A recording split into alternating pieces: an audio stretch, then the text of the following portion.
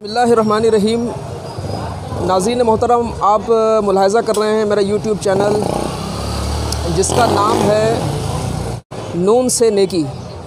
तो हमारा जो सेगमेंट है वो है मुझे भी नेकी करनी है। तो इस सिलसिले में आप काफ़ी हमारे दुकानदार हज़रात के, कारोबारी हज़रात के इंटरव्यू उस पर देख चुके हैं। तो आज हम अपने अब्दुल वाहिद भाई के पास आए हैं। इंशाअल्लाह ताला ये अपने तासुरात देंगे कि हम कामकाज और कारोबार में रहकर किस तरह से नेकी कर सकते हैं, और ये इनकी गुफ्तगू इंशाअल्लाह तबारक व ताला आपके लिए एक नेकी की दावत भी शुमार होगी इंशाअल्लाह ताला।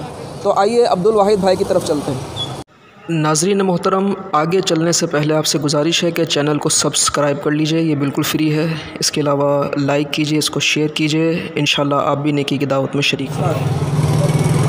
अल्हम्दुलिल्लाह अज़्ज़ा वजल, हमारा हर अमल इबादत बन सकता है। अल्लाह पाक ने कुरान मजीद में इरशाद फरमाया कि हमने जिन इंसानों को इसलिए पैदा फरमाया कि वो मेरी इबादत करें।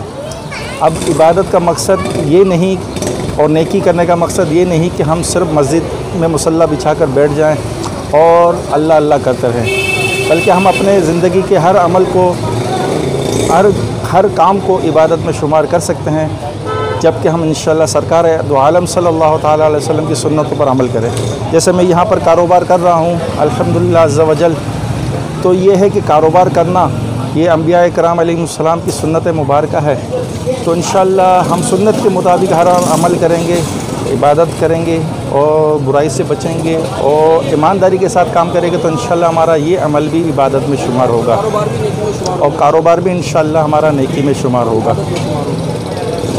ठीक है, तो हमें जितना हो सके ज़्यादा से ज़्यादा नेक अमाल करते हुए ज़िंदगी को गुजारने की अल्लाह तबारक व तआला हमें तौफ़ीक़ अता फ़रमाए।